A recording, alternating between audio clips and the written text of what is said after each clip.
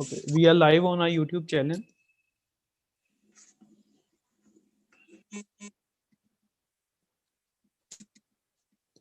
A very good afternoon to all of you. My name is Varun Kumar, founder of Law Audience.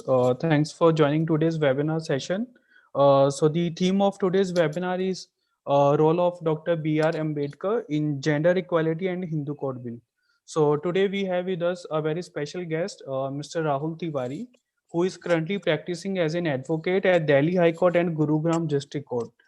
Sir has completed his legal education from New Law College, Bharatiya Vidyapith, Pune. He has also obtained his LLM in the area of cyber crime and economic offenses. He is also a judicial aspirant with a strong passion for legal research and public speaking. Sir has presented more than 25 papers in various seminars, and Sir has also been invited in various webinars as a guest speaker, and Sir has also judged various competitions such as moot court competitions, bail application competitions. So today it is an honor, sir, that Sir has given his valuable time for today's webinar. So now I request from Rahul sir, sir, please continue with the session. Okay. Hello, everyone. As we know, as you must have seen, that today's topic was basically, I'm talking about Dr. Bhimrao Ambedkar. So before I start, I would like to clarify a few things. That first of all, it is not a political webinar, okay? Neither I am endorsing any political party or any political ideology, okay? The reason for me for choosing Bhimrao Ambedkar was that I have been I'm a very avid follower of Dr. Bhimrao Ambedkar and his struggle, and his I have read a lot about him, and when we see his life journey, for me in the modern India, he was one of the greatest human being ever. He was ever born, and we are lucky that that kind of person was born in India, basically. Okay, so first, I again repeat that please don't come with that mindset or create a mindset that I'm going to endorse any political ideology or something. To be start, first of all, I don't endorse any casteism. I'm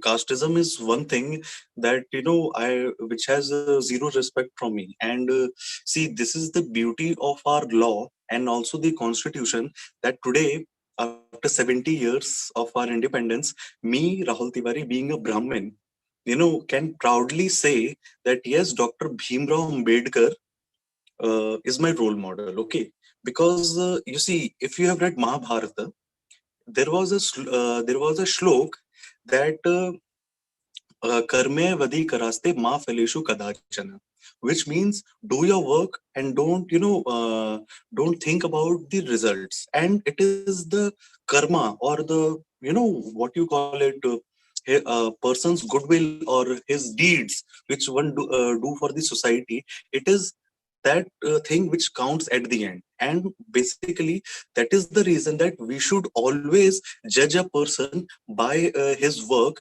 instead of his caste, creed, religion, sex, or place of birth. Okay, so that is the thing. That was the main thing that I thought that I should talk about Dr. Bhimrao Ambedkar, because when I was in my law college also, I heard when we used to discuss, and in most of the time I've heard that in coming times, people of certain classes, they hate Dr. Ambedkar. They are like, he has done nothing for India.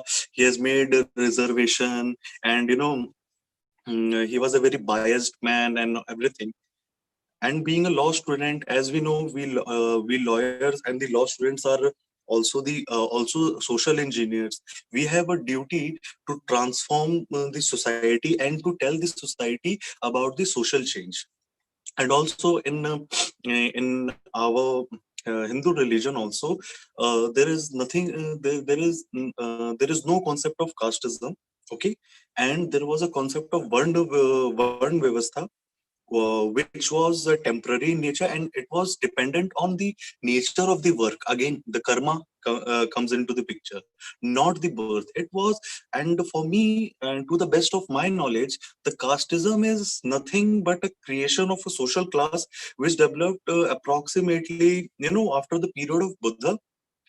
I'm not saying that Buddha was a casteist. Gautam Buddha, if you read about Gautam Buddha, you will realize that he was, he was the he also opposed casteism a lot, but it was during his period and his predecessors that the concept of casteism developed. So if we can see, casteism is nothing but a 2500-year-old phenomena, and it is something which should be demolished now, because the thing like casteism does not hold any place in the society. And when I was reading, as I was an avid reader of history also, when I read, I draw few similarities between, uh, you know, uh, I draw few similarities between Gautam Buddha and Bhimrao Ambedkar. See, I'll tell you one story. Gautam Buddha, when he was born as a prince. Okay, he has all the luxuries in his life, and he has everything. By the age of 29, when he saw the inequalities in the society, okay, inequalities in the society, he thought of leaving his house. When he left the house, his wife was expecting, and she was expecting, and he left the house just within 2 or 3 days after his childbirth, and his son name was also Rahul. Okay, so, and Rahul in Sanskrit means something else, and Rahul in Prakrit means something else. It means bondage, and in Sanskrit it means conqueror of all miseries. So it has a very different name, and the reason for Gautam Buddha naming his son Rahul was about the bondage, that it has made a bondage. So Gautam Buddha, when he experienced the casteism, the mm, the aristocracy of Brahmins and Rajputs in the society, and the oppressions of Shudras, and all the tax were paid by the Vaishya community. So it was again the Vaishya community who promoted Gautam Buddha a lot, because Gautam Buddha propagated a society that there should be no class. Okay, it should be, there should not be any caste system. There should be equality among everyone. So if we see the concept of equality, then it was very much feasible for the Vaishya community and Shudra communities, because that was when they felt that yes, they can come into a system where they can be treated as equal with the other people from the forward, or you can say the higher caste, and they will be treated with full dignity. Now, come to directly to 1950. We got independence. Dr. Bhimrao Ambedkar. He was born in a family of uh, a family. I cannot find a a good political term. You can say a family of a low caste. Okay, and very poor family. From his childhood, he suffered a lot of discrimination due to untouchability and everything, and all the way. And he was denied education and all. Later on, he went on to study, and with the help of Maharaja of Baroda, he went to USA, and then he went to UK. He completed his PhD, and he completed his law. And when he wrote the book about the economy, and his same book was used, was made as a reference point for creating the RBI. Okay, in 1935. So that was Dr. Bhimrao Ambedkar for you. And when India achieved independence, he was invited to be the chairman of drafting committee of the constitution, who drafted the Constitution of India. And in Constitution of India, he did the same thing what Gautam Buddha did 2,500 years ago, that to create a constitution which treats, which provides equality among all the citizens of the country. For example, if we see Article 14, Article 14, right to equality, equality before law, and equal protection of law, the subclause 2. Then Article 15, no discrimination. This was extremely important because this was something Dr. Ambedkar faced throughout his life. And, uh, it is for your research, all the participants, that please go today and read. It was Dr. Ambedkar who made the first satyagraha, who did the first satyagraha, and it was like 2 to 3 years prior to Mahatma Gandhi's satyagraha and his Dandi March. Okay, so the first the concept of satyagraha was started by Dr. Bhimrao Ambedkar, and it is nothing. We should always treat a person. See, because me, I'm being senior to you, I can only advise you that always treat every person with full dignity and give him respect according to his knowledge and the position he has achieved in the society by his work, not by his birth. Like, see, if someone is a Brahmin, then you treat that person as with full respect, that yes, he is a Brahmin, we should respect him. No, if he is a Brahmin and if he is a good person and he is doing good for society, or not even good for society, he is doing good for his family, he is a responsible citizen, he is not breaking any law, then that kind of person deserves respect, irrespective of his caste, religion, or place of birth. Now, moving forward. Now, before I start about the Hindu Code Bill, there was a lot of, debate that takes place that, uh, you know, Dr. Ambedkar was anti-Hindu. And if you read the definition of Hindu, it says that every person who is not a Muslim, who is not a Christian, is a Hindu, whether he is Sikh, Jain, or Buddhist. Okay. So he actually, the Constitution of India or the Hindu Code Bills also, they actually, they have widened the scope of the definition of Hindu, the word Hindu. Okay. So now, moving forward, before we start, now I have I have done a very respectful comparison of Dr. Ambedkar with Gautam Buddha. Now I'll tell you the basics of this webinar is that the Hindu Code Bill, which and the Indian Constitution, okay, Indian Constitution and Hindu Code Bill, they are nothing but the paraphrased version of society, which they expect a society to be the way it was in the Vedic period. And we should always thank Dr. Bhimrao Ambedkar for this thing, because if we read the history and if you read the the educational level of Dr. Bhimrao Ambedkar, he was one of the, not the more, we can, because see, if someone has done PhD in physics and if someone has done PhD in law, we cannot compare it because both the fields are different. Okay, so if you read the biography of Dr. Bhimrao Ambedkar, he was the one of the most educated person in the world. Okay, he was the one of the most educated person in the world at his time, and he was also one of the those three person who matched the popularity of Mahatma Gandhi during the freedom struggle. The first was Bhagat Singh, second was Netaji Subhash Chandra Bose, and third was Dr. Bhimrao Ambedkar. These three people were the only one who matched the popularity of Dr. Bhimrao Ambedkar. And it was nothing that Dr. Bhimrao Ambedkar wanted, separate rights for the people from backward community. He wanted the inclusiveness, that those persons should be given right, because see, the society mindsets which has been created after the passage of thousands of years is not going to change overnight.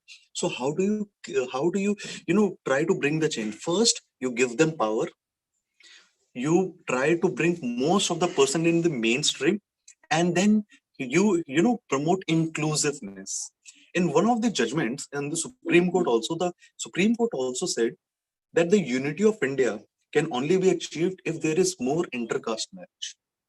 Okay, so now moving forward, after comparing Dr. Ambedkar with Lord Buddha, now let me tell you, the crux of this webinar is, at the end I will prove that the Hindu Code Bill proposed by Dr. Ambedkar in 1948, and after the constitution was passed, he faced a lot of opposition from the Hindu or Orthodox community. He had to resign also, And also he had a few differences with Pandit Jawaharlal Nehru, or to which I respect Pandit Jawaharlal Nehru a lot.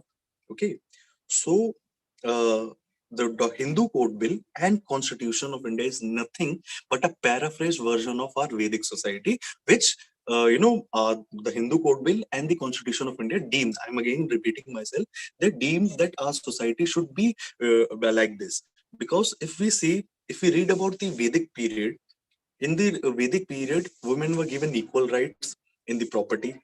They had the right to choose their life partner. They have right to study. If we read about the concept of Gargi, Satyayini, there were a lot of women scholar at the time of I- uh, you know, at the time of Vedic society, they used to participate in all the public functions, and the concept of Ardhangini was proposed, who was which we know, which we people always expect is uh, proposed which we believe is proposed by the Lord Shiva, that he made his half the body of a woman and said of goddess Parvati, and said that the woman is nothing but the better half of a man, and that's how the concept of Ardhangini, the concept of Ardhangini came into the picture. Now, if we see the Constitution, what does Constitution says? Article 14, right to equality. Article 15, no discrimination. Article 16, equal opportunity to everyone. Article 17, uh, no untouchability. Article 21, right to life and personal dignity. Article 42 of uh, directive principle of state policy. It has further went on to make, it has encouraged the legislator to make law on better working conditions for women, for maternity benefit act, prevention of sexual harassment of work, prevention of sexual harassment at workplace in 2013. Article 39 of again DPSP talks about the equal pay for equal work, and then all these things, if you see Article 14, 15, 16, 17, 21, 39, 42, enumerated in our constitution, or just talks about the equality on the basis of gender, which existed in the Vedic society. So if we see, and now I'll go into the details about the Hindu code bills and the other uh, laws, which has developed throughout. So this was this is the basically the contribution of Dr. Bhimrao Ambedkar, especially in the especially regarding the gender justice. Okay, so now before moving forward, I would like to bring a few things in front of you. First, Article 42 in our Indian Constitution. So now you should see, Dr. Bhimrao Ambedkar, who is also called as the father of Indian Constitution. See how beautiful the constitution, how beautifully drafted is our Constitution, and we should always thank Dr. Bhimrao Ambedkar for that. Is Article 42 again? Uh, it gave the platform for the legislature to write to legislate the law about the maternity benefit act. In many judgments, the Supreme Court of India has also said that being a becoming mother is also a right to women. Okay, and then in 2013, prevention of sexual harassment at workplace was drafted. Okay, so these two laws are, the reference point can be given is Article 42, and then Article 17. You all must have heard about the Shabrimala judgment, right? Now, the Shabrimala judgment, what did it talks? What does it say? That the woman has right to enter the all women of across the age, because earlier it was restricted only to women below 10 and above 50 because of the menstrual cycle.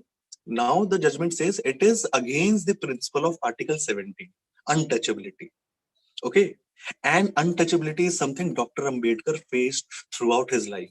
When he was appointed as a clerk in the Maharaja of Baroda's office, the not clerk, sorry, I mean some senior level officer, he was there, and the clerk who was from upper caste, they used to just refuse to bring water to him. He had to take he used to he had to eat his food separately. Okay, so no discrimination. This was the gift of our the people who drafted our constitution. And also there were six other people in the drafting community, yes.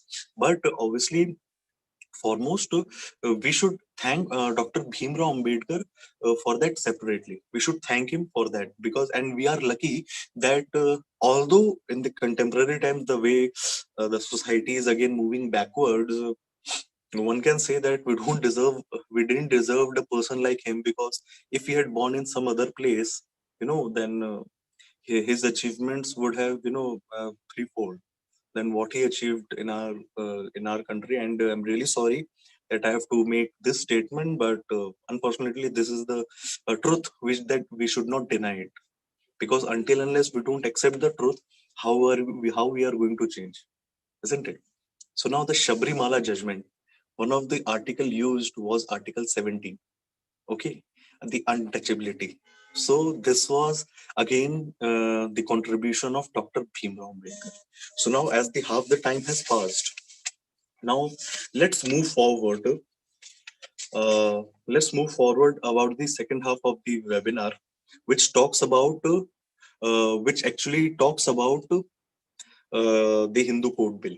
So now, when the Hindu Code Bill was introduced in the Parliament, there was again a lot of uh, opposition for him, because they were saying that why only Hindus, why not for the others? Then the reason given was that, first of all, uh, until that time there was no codified law. Until that time there was no codified law for the Hindu religion, and there was codified laws for Muslims and Christians and the Parsis also. Okay, and for the concept of marriage, divorce, maintenance, guardianship, there was no codified law, and everything was practiced according to the custom, which differed from caste to caste. Okay, because there was some practiced in Brahmin, some different practice in Rajputs, and some different practice in other people of the people belonging to other caste. But there was no codified law, for the Hindu to practice. There was no codified law which enumerated each and everything in a written form. So this was the first step, and one of the biggest opposition was that, which I'll explain again, was the concept of divorce, because in in our Hindu religion, marriage is deemed to be a union of seven lives. Saat janam ka saath, what they call it, and they take seven feras also.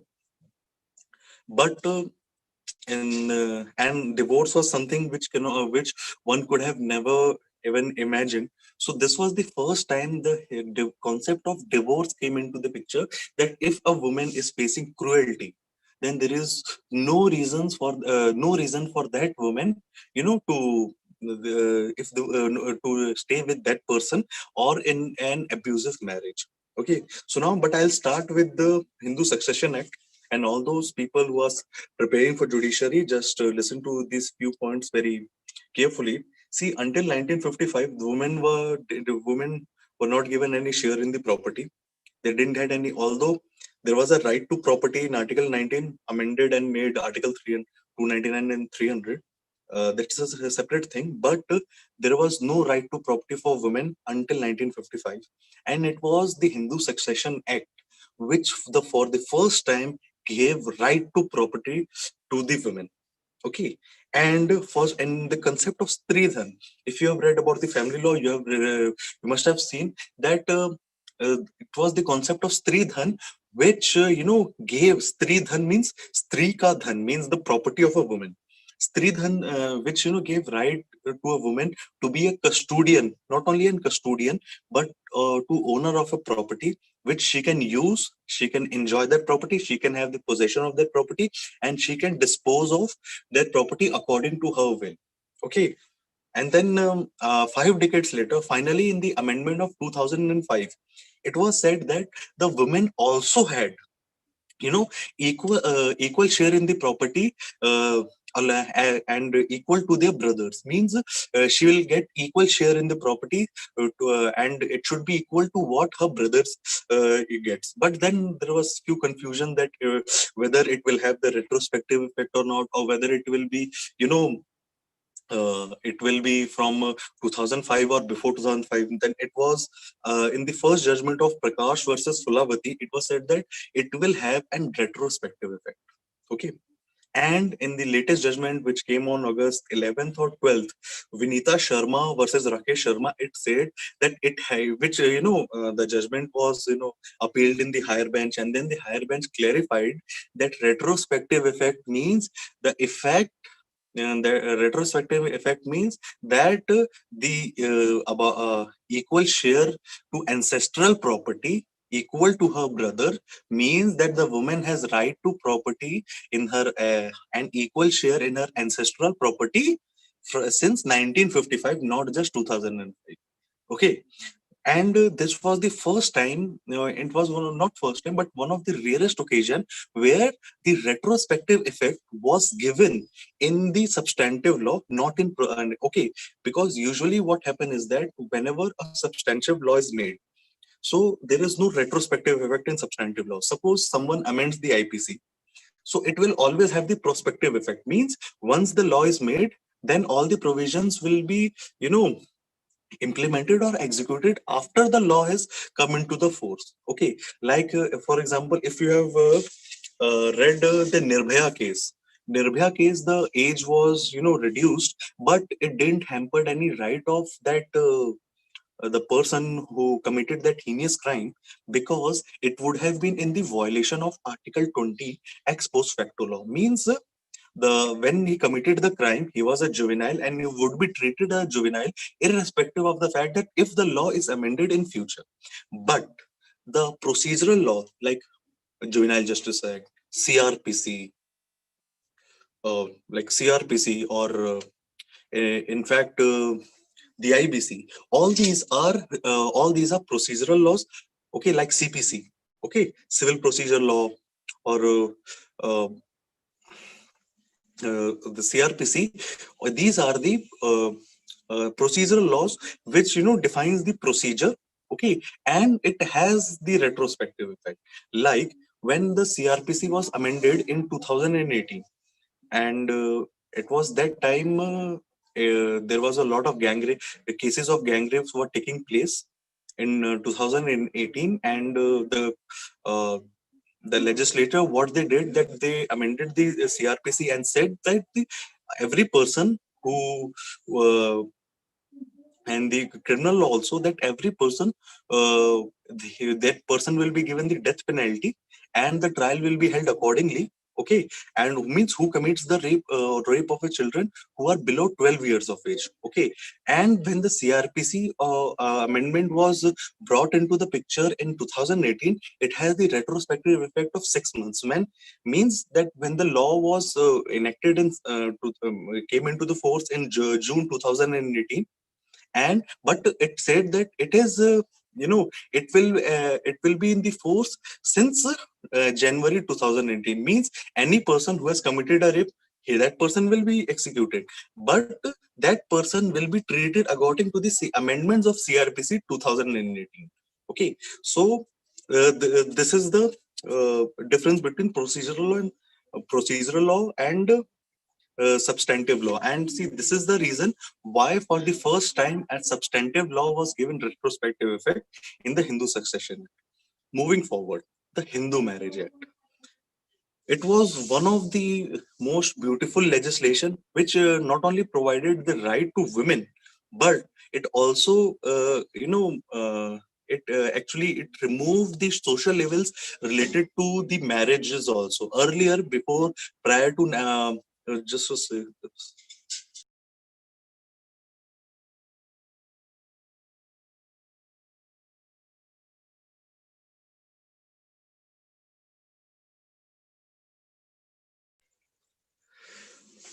hello,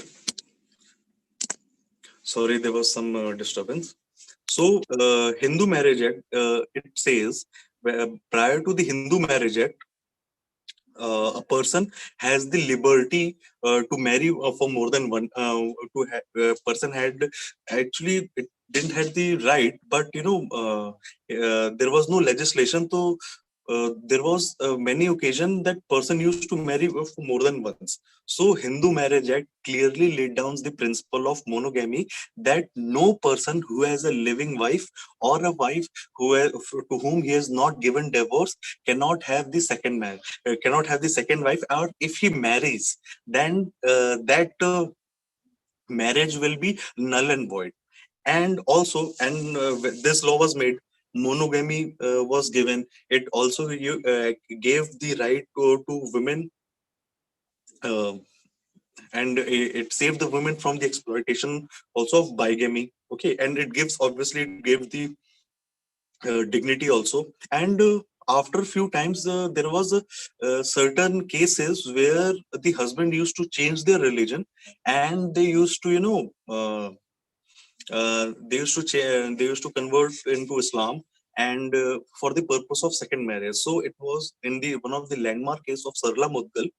It was held that if a person changes his religion just for the sake of marrying another time, marrying a second time, that that second marriage will be held null and void, and that man will be charged with the offense of bigamy, and it will be, and the trial will be conducted. So Hindu Marriage Act fulfilled two purpose. First, it gave the first it gave the right of monogamy. Okay, and second, it gave the right to women to divorce a person, and if the person, if the woman is is in an abusive marriage, or the condition laid down in the section 13 also. If you read, you'll get to know. So it was one of another step where the vision of Dr. Ambedkar, protected the dignity of the women. Moving forward, and in this case, yes, uh, there was a lot of hue and cry that why just Hindu, why not Muslim? So I'll tell you something. First of all, before arguing about this, read about Article 25. Article 25 says right to profess and propagate their religion.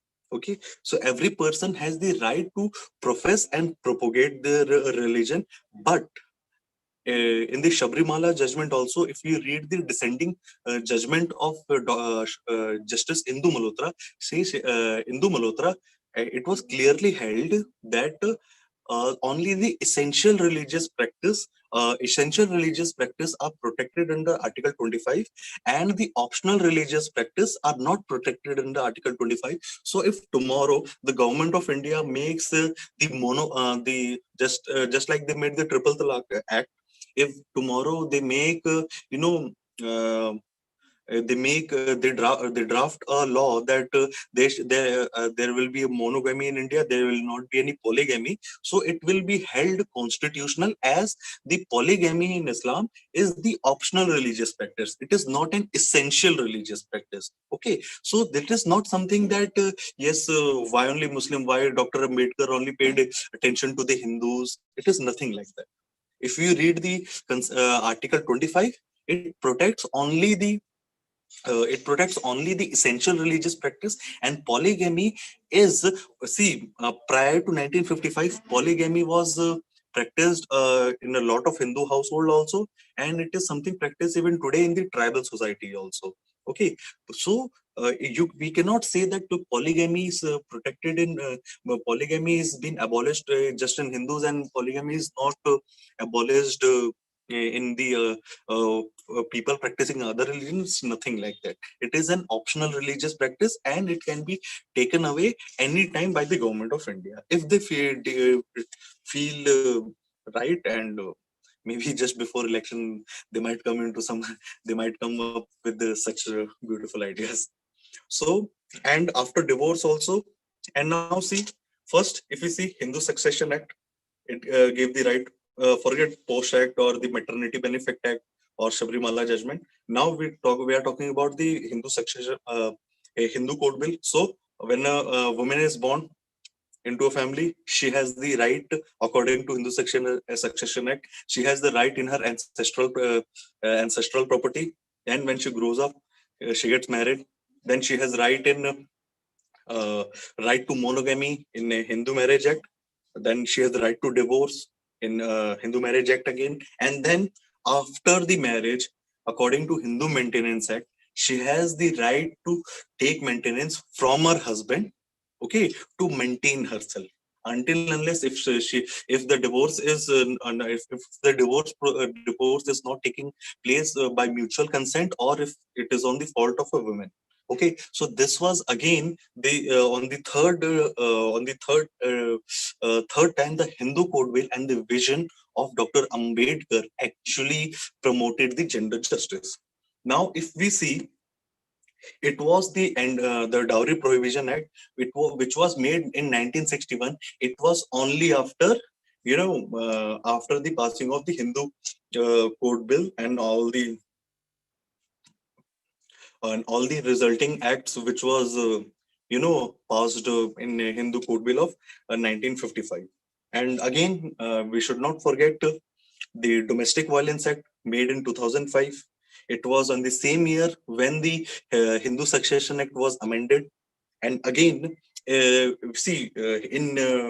Domestic Violence Act, we cannot say about that it was, yes, directly, it was drafted by the, by the Dr. Bhimrao Ambedkar. But if we see the development in the laws which were made to safeguard the rights of women, obviously the domestic protection of women for Domestic Violence Act comes into the picture, because it safeguards a lot of constitutional provisions and fundamental rights. And whenever the constitutional provisions and the fundamental rights come into the picture, obviously one has to give credits to Dr. Bhimrao Ambedkar.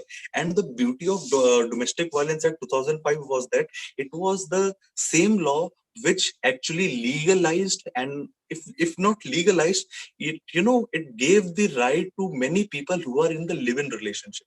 If we see that there is no laws for live-in relationship, okay, and all the judgments in the favor of the couples who are into live-in relationship are given on the provisions of Domestic Violence Act 2005. So the vision of Dr. Ambedkar, which was given in 1948, is helping either directly or indirectly to the women, to the women till death. Now, coming to the last part,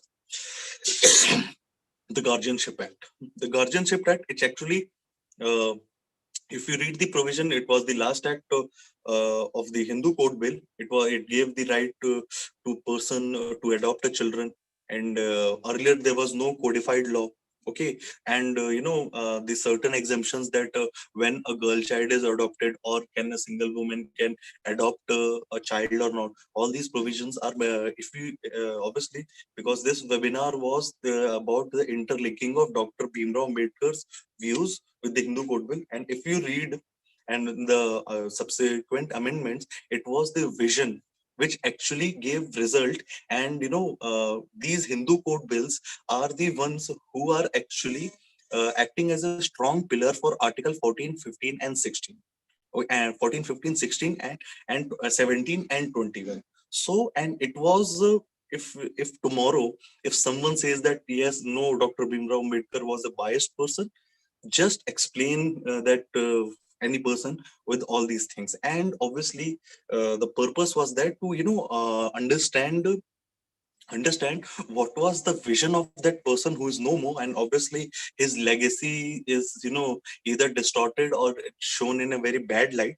So this was the basic motive to understand. And moving forward, not just the Hindu code bill, if we read about the other provisions of uh, constitution also, Article 243, 243 subclause T, clause T, and subclause 3, it says about the reservation of women, of like one third of seats in the election of panchayat should be reserved for women.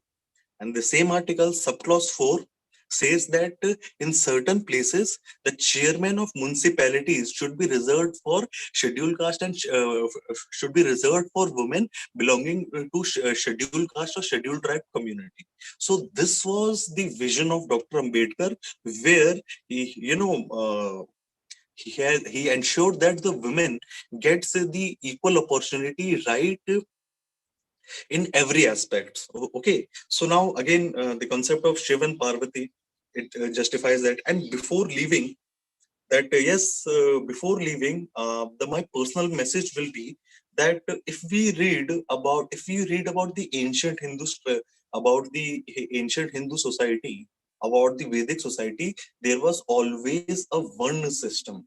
Okay, there was never the casteism is a very new phenomena. Okay, which you can say it's not the prehistory, but it started from the ancient history. Okay, prehistory is, if you are preparing for like UPSC, you must have understood that prehistory we talks about the period earlier to the modern history. Sorry, ancient history, and the ancient history from Buddha to 6th century. It's called the ancient India, and ancient medieval India is from 6th centuries to 17th century, and from like modern India, it talks about from the Battle of Plassey to the independence of India. So, if we see the vision of Dr. Ambedkar, and Dr. Ambedkar of Hindu Code Bills and Constitution of India is nothing but a paraphrased version, again, which I first earlier in the earlier part of the webinar, which I said that the crux of this webinar is to interlink about the interlink about interlink the Hindu Code Bill and the Constitution of India to the society to the society of Vedic period and the condition of women in the ancient India. Unfortunately, even till now, the mindset of the society, although it is changing from from the passage of time, but still we all need a lot of improvement, because no matter what, if even if the government makes many more stringent laws for the protection of women, unless and until we accept it, and unless and until we don't start respecting women, all these laws will just remain in the paper, and the vision of Dr. Ambedkar, or the purpose of Hindu code will never get fulfilled. So, and last but not the least, if we have read about the Mahabharata, there was a person there was a character who was also my favorite, also Karn. He was born in the he was the son of Kunti. He was supposed to be the ruler of the land, but he was disowned by his own mother. He grew up amongst the he grew up among the chariot makers, and who were given a very low position in the society. But due to his zeal and hard work, he went on to learn all the educations from director Lord Parshuram. Okay, and in the battle of Mahabharata, there was when he was directly facing Arjun. So in the chariot of Arjun, the Lord Krishna was sitting himself there. On the flag there was Lord Hanuman, and when they were fighting from the bow and arrow, the arrow of Arjuna, when the arrow when it used to hit the chariot of Karna, that chariot used to go move behind by 3 yards, and the chariots, when the arrow which used to hit the chariot, or the arrow of Karna, when he used to hit the chariot of Arjuna, it used to go behind by one step. It was praised by the Lord Krishna himself, and the reason it was given that you have the power of two lords on your chariot, and if they were not sitting, then the chariot of Arjuna would have blown away. So that was the power of education. And if you see the life of Dr. Bhimrao Ambedkar, you can see the similar things. Okay, if you see the similar thing, he was born in the He was born in the family which was untouchable, and it was his power of education which transformed the entire society. And the person, before leaving this world, gave the Constitution of India and the Hindu code. Okay, thank you. So now I'm open to the questions. Yes, if any participants wants to ask any question, you can drop your question in the chat box, or you can raise your hand. And if you're watching us live on our YouTube channel, then you can drop your question in the live chat option. So I request the participant, please ask your question as soon as possible.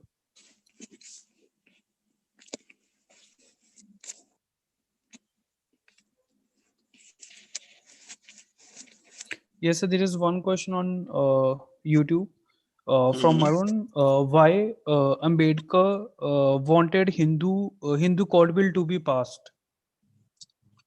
Why he wanted? Because he had a vision that because until that period, unless and until that period, there was no codified laws for Hindus. There were codified laws for Muslims, Christians, and Parsis.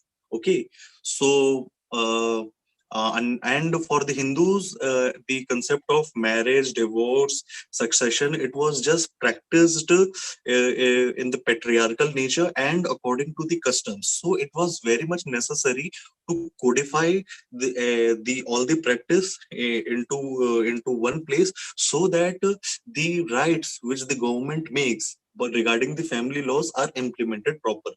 And if you see the all the rights from the Sabrimala judgment to the Prakash and Fulavati judgment, or the Vinita Sharma judgment, are the results of and even the Sharla Muttal judgment also about the uh, bigamy. It was all the result of that Hindu court bill. Yes, if anyone else wants to ask any question, please ask it within 20 to 30 seconds.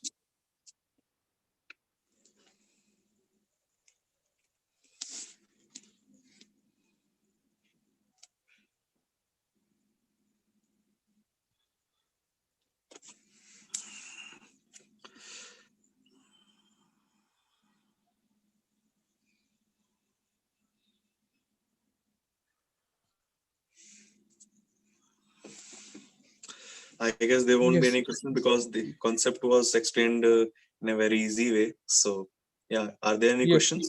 No, sir. No, sir. If you'll Okay, also, we can end the session. okay, fine. Okay. Thank you, sir. Thank you very much for your time. And those who are commenting for feedback, you can mail your feedback, and you can also WhatsApp me. Thank you, sir. Thank you very much for your time.